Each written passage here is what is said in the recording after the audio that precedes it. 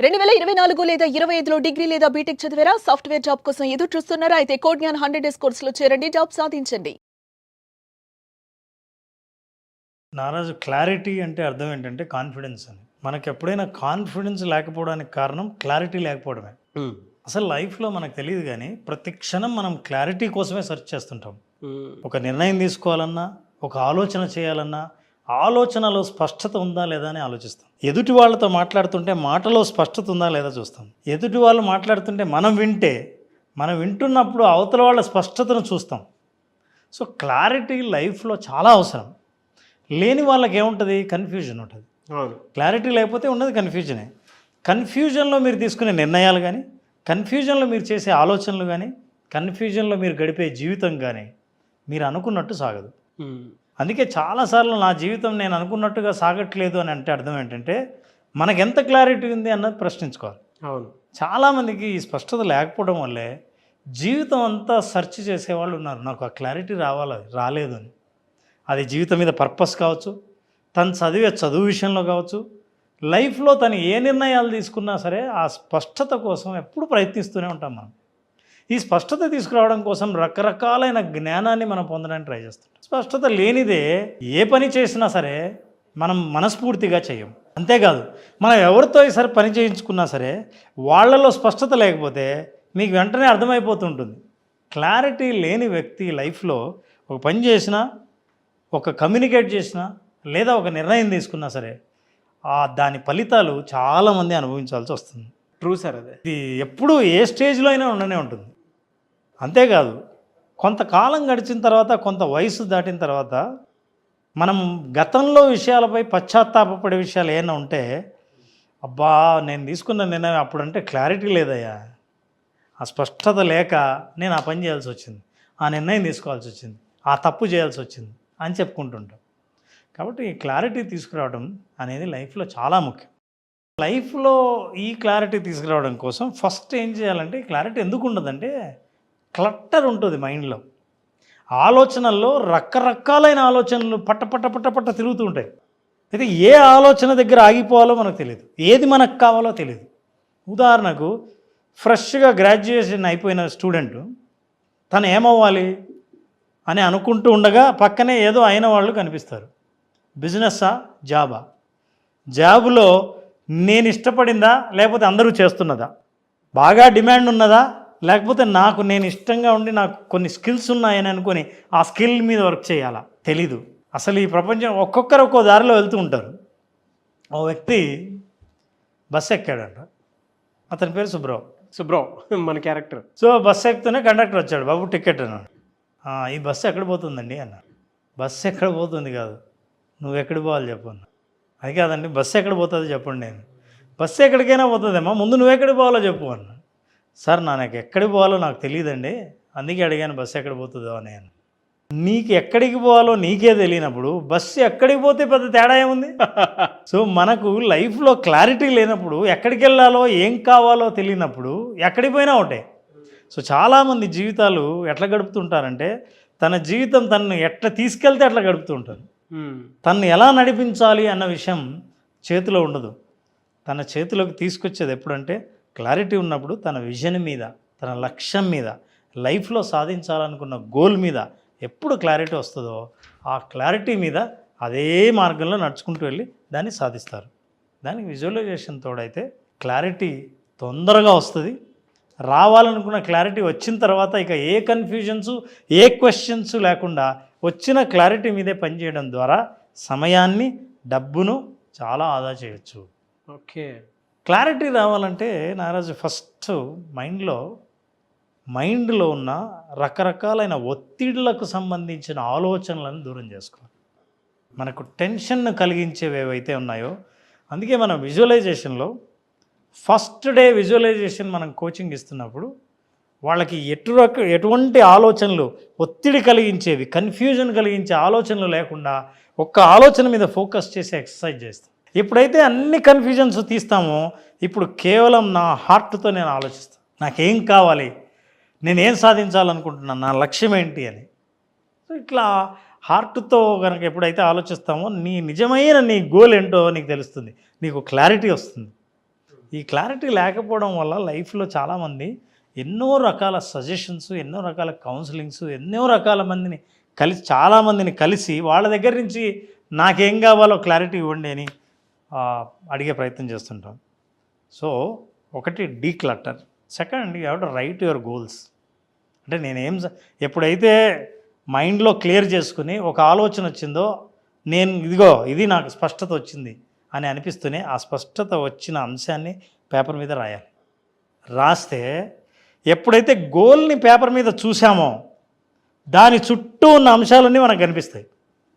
For example ఊరికి అనుకోవడం వేరు. చాలామంది అనుకుంటారు నేను డాక్టర్ అవ్వాలనుకున్నానండి, యాక్టర్ అవ్వాలనుకున్నానండి, ఇంజనీర్ అవ్వాలనుకున్నానండి.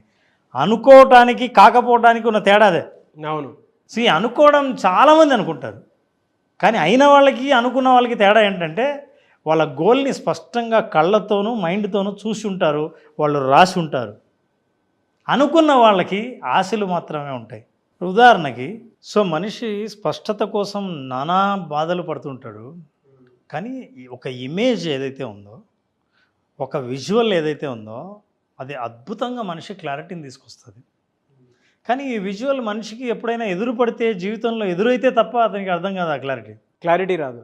కానీ ఆ ఎదురవ్వకుండానే తన మైండ్లో విజువలైజ్ చేసుకోవడం ద్వారా లేదా ఒక ఇమేజ్ ద్వారానే ఎంత క్లారిటీ తీసుకురావచ్చు అన్నది మన విజువలైజేషన్ చెబుతుంది. ఫర్ ఎగ్జాంపుల్ నా దగ్గర ఒక పేపర్ ఉంది. నాలెడ్జ్, ఈ పేపర్ ఒకసారి చూడు, ఒకసారి చదువు ఏంటో అసలు. స్టేట్స్ ఆఫ్ ఇండియా అండి. సో మన భారతదేశంలో ఉన్న రాష్ట్రాలు అవి దాదాపు 28 రాష్ట్రాలు ఉన్నాయి మనకి. అంటే కేంద్ర పాలిత ప్రాంతాలు కాకుండా. అవును, వీటిలో 27 రాసింది. 27 ఉన్నాయి. Very good, good observation. So 27 ఉన్నాయి, 28వది మిస్ అయింది. అసలు ఆ మిస్ అయిన రాష్ట్రం ఏంటో కనుక్కోవాలి. యాక్టివిటీ నాకే ఇచ్చారు. అయితే నాతో పాటు ఆడియన్స్కి కూడా యాక్టివిటీ ఇద్దాం సార్. మిస్ అయింది నాకంటే ముందే ఎవరు చెప్తారో చూద్దాము. కామెంట్ బాక్స్లో పోస్ట్ చేయండి మీరు. అయితే కొంచెం గట్టిగా చదువుతూ ఉంటే వింటున్న వాళ్ళు ఏ స్టేట్ వినడం మిస్ అయ్యారో కనుక్కుంటారేమో చూద్దాం. అది బెటర్. అది ready, start. Yes, 3, 2, 1 go. Andhra Pradesh, Arunachal Pradesh, Assam, Bihar, Chhattisgarh, Goa, Gujarat, Haryana, Himachal Pradesh, Jharkhand, Kerala, Madhya Pradesh, Maharashtra, Meghalaya, Mizoram, Nagaland, Odisha, Punjab, Rajasthan, Sikkim, Tamil Nadu, Telangana, Tripura, Uttar Pradesh, Uttarakhand, west Bengal, Manipur. So ఇవి రాష్ట్రాలన్నీ. అందులో ఒక స్టేట్ నేను మెన్షన్ చేయలేదు ఆ లిస్ట్లో. ఏంటి ఆ స్టేట్? కేంద్రపాలిత ప్రాంతాలు మాత్రం, యూనియన్ టెరిటరీస్ మాత్రం మనం మెన్షన్ చేయట్లేదు, దాని గురించి మాట్లాడట్లేదు, కేవలం రాష్ట్రాల గురించి. యూనియన్ టెరిటరీస్ అంటే ఢిల్లీ, లక్షద్వీప్, వీటన్నిటి, అండమాన్. అదే గుర్తుకు రావట్లేదు సార్. సో అన్ని రాష్ట్రాలు అక్కడ ఉన్నాయి, అర్థం అవ్వట్లేదా? ఉన్నాయి అన్నట్టుంది కానీ ఒకటి లేదు. అసలు ఏంటి అది లేని రాష్ట్రం ఏమన్నా? చూస్తుంటే ఆ లిస్ట్ చూస్తే can you identify which state is missing? Okay, 2 నిమిషాలు అయిపోయింది దాదాపు నాగరాజు. అవునా? 2 minutes. ఎస్. నా దగ్గర ఇంకో పిక్చర్ ఉంది, జస్ట్ లుక్ అట్ దిస్. ఇది I'm giving you an India map.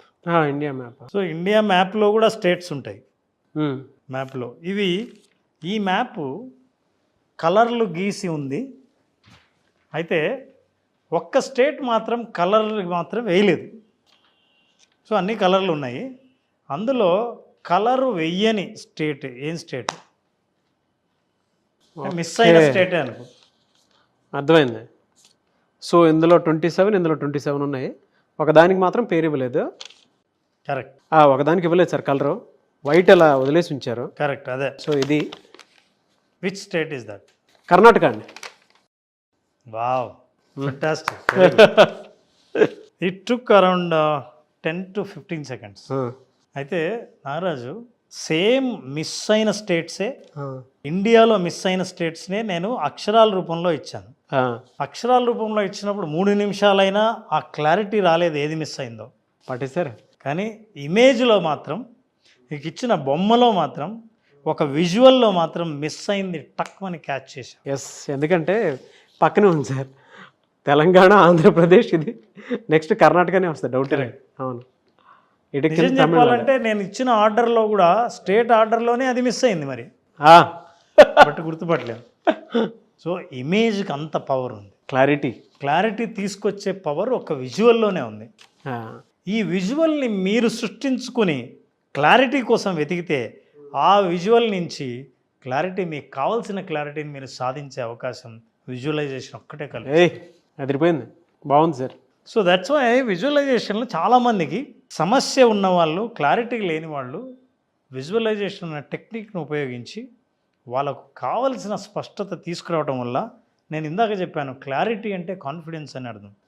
ఉదాహరణకి మనకి ఇల్లు తెలియని చోటకి ఎవరి ఇల్లు అన్నా వెతుకుతున్నాం అనుకోండి, క్లారిటీ లేనివాడు అంటే దారి తెలియనివాడు, ఎక్కడ ఇల్లు ఉందో తెలియనివాడు, ఈ అడ్రస్ కొత్త అయిన వాళ్ళు, ఆ కొత్త వ్యక్తి ఎంత వెతుకుతున్నాడంటే ఎంత దూరం వచ్చామే అని అంటుంటాం.